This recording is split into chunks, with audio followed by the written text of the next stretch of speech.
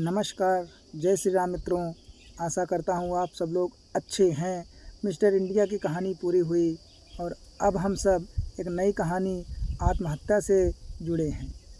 आत्महत्या के भाग 1 में आपने देखा सुवांगा का विवाह संपन्न हुआ और वह नवविवाहिता बनकर अपने ससुराल की ओर बढ़ चली। अब आगे सुवांगा के विवाह के कुछ दिन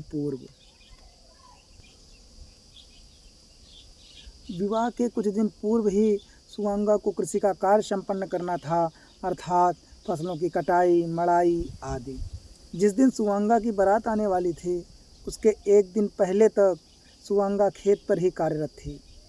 मंडप में जब वह अपने पति अंबिका प्रसाद के साथ बैठी तो उसके बदन में जोरों की पीड़ा तथा हाथ में छालों का जाल बिछा था। उन्हीं छालों के जाल के ऊपर मेहंदी लगाई गई थी, जिसके संपर्क में आने से छाले अदृश्य हो गए थे, परंतु पीड़ा कहाँ अदृश्य हो सकती थी। चारों तरफ तो आनंद की बयार बह रही थी, परंतु सुवांगा के हृदय में भय का तूफान बड़ी वेग से निरंतर बहकर उसके हृदय को झकझोर रहे थे। विवाह संपन्न हुआ। सुवांगा अब उन अनजान व्यक्तियों को सौंप दी गई, जिसका अभी उसे न स्वभाव ज्ञात था, न ही किसी के नाम ज्ञात थे। विदाई हुई और कुछ दिन तक वह ससुराल में उन अपरिचित व्यक्तियों के साथ परिचित हो रही थी, परंतु उसका मन बहुत उत्कंठित तथा बेचैन था। उसे वहाँ घुटन महसूस हो रही थी, परंतु समय सबको धीरे धीरे अपने अनुरूप ढाल ही लेता है। सुवांगा बेचैन तो थी ही, परंतु उसका शेष जीवन इसी स्थान पर बीतना था। अब तक वह नई नवेली नवविवाहिता थी। घर के हर सदस्य उसके प्रति ऐसे आत्मसमर्पित थे मानो वह बहू नहीं बेटी बनकर आई हो। जैसे जैसे समय गुजरता गया, वैसे वैसे सुवांगा के जीवन में दुख के बादल मंडराने लगे।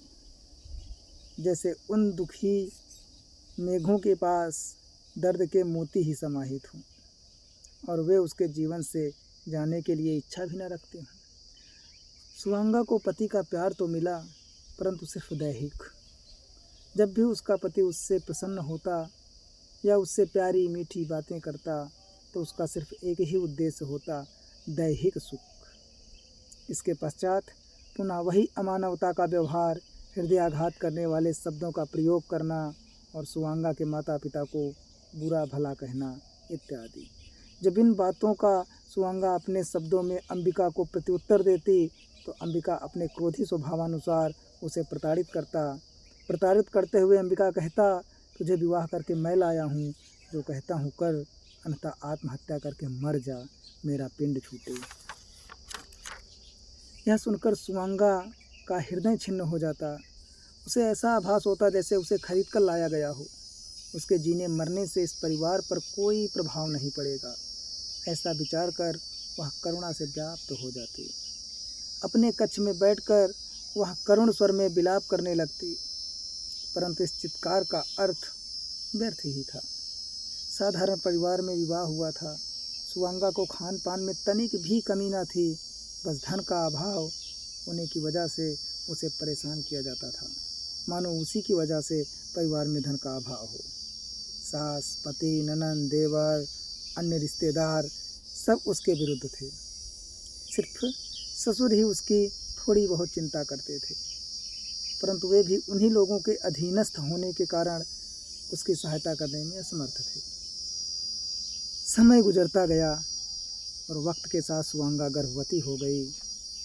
घर के हर सदस्य आने वाले नए मेहमान के बारे में तरह तरह की बातें कर रहे थे, जैसे नाम क्या रखना है, कैसे वस्त्र पहनाना है।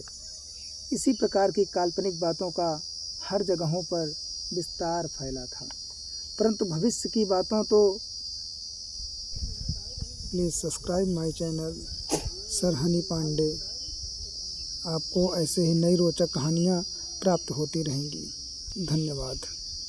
सिर्फ ईश्वर ही जानता है, मानव सिर्फ उसकी कल्पना कर सकता है किंतु उसकी कल्पना सत्य सिद्ध होगी यह पूर्णतः नामुमकिन है। सबकी सोच के विपरीत ही कुछ ऐसा हुआ। सुवांगा ने एक बहुत सुंदर पुत्री को जन्म दिया जिसका किसी ने कल्पना नहीं की थी। प्रसन्नताओं की मधुर बयार जो हर सदस्य के चेहरे पर बह रही थी, अचानक उनके मुखों से आनंद का लोप हो गया। उनकी प्रसन्नताओं में मानो अमावस्या की काली रात का साया पड़ गया, क्योंकि उनकी कल्पना में पुत्र था, बेटी नामक कोई शब्द नहीं था। किंतु भाग्य में जो लिखा विधाता मिट सके ना कोई, अर्थात जो किस्मत में लिखा है उसे परिवर्तन करने वाला सिर्फ और सिर्फ वह पंचभूत का मालिक ही है। पुत्र की अभिलाषा जब पुत्री में परिवर्तित हो गई तो परिवार के हर प्राणी अपने कोमल जिह्वा से कठोर हृदयाघात करने वाले शब्दों से सुवांगा के शारीरिक तथा मानसिक पीड़ा देने के लिए तत्पर हो गए। सुवांगा समझ नहीं पा रही थी कि हर परेशानियों के पीछे सिर्फ और सिर्फ उसे ही क्यों जिम्मेदार ठहराया जाता है, किंतु वह प्रत्येक परेशानियों को सहन करती रही। उसके चेहरे पर हंसी के आभासी फव्वारे फूटते रहे। समय गुजरता गया। समय के साथ सुवांगा दोबारा गर्भवती हुई, क्योंकि परिवार के प्रत्येक सदस्य पुत्र प्राप्ति के लिए उत्कंठित थे, परंतु ईश्वर को कुछ और ही मंजूर था। इंतजार की घड़ियां समाप्त हुईं। नए मेहमान के आने की तैयारियां जोरों पर थीं कि अचानक समाचार सुनकर मायूसियों का साम्राज्य फैल गया, क्योंकि कल्पना ने इस बार फिर प्रत्येक व्यक्ति को गलत साबित कर दिया। दूसरी संतान भी पुत्री पैदा हुई। दुखों का सागर पारिवारिक प्रसन्नताओं को तहस नहस कर दिया। पुत्री के पैदा होने से सुवांगा को दर्जा मिला अभागिन का। जन्म देने के पश्चात सुवांगा अचेतना को प्राप्त हो गई थी।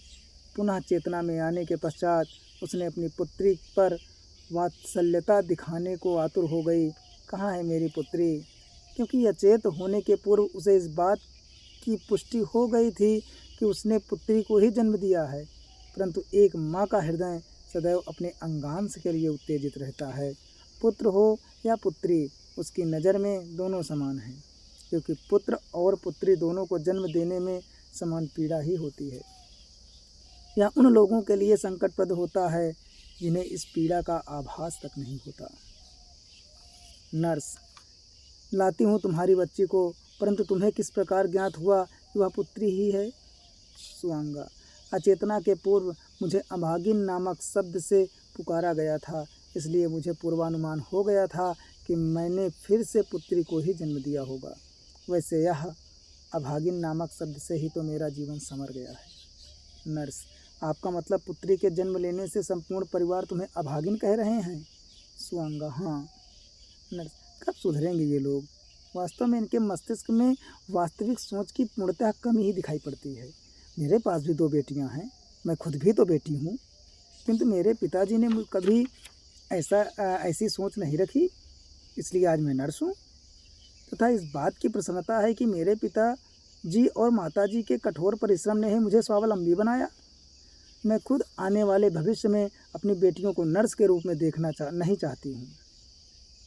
उन्हें मैं इस मुकाम तक पहुँचाऊँगी कि उनके जरिए पूरा संसार मुझे पहचानेगा।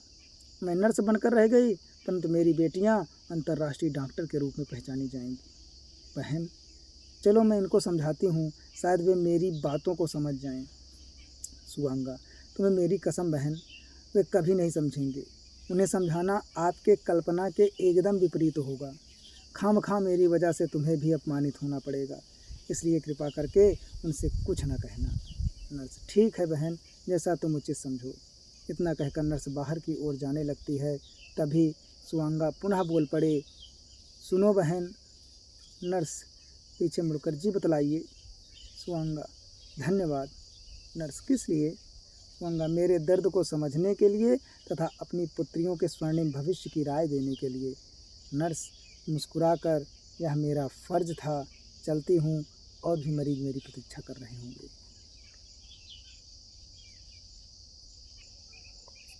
मित्रों, आत्महत्या भाग 3 जल्द ही आप लोगों तक पहुंच जाएगा। अपना प्यार ऐसे बनाए रखें तथा चैनल को सब्सक्राइब और शेयर ज़रूर करें। धन्यवाद। सहृदय।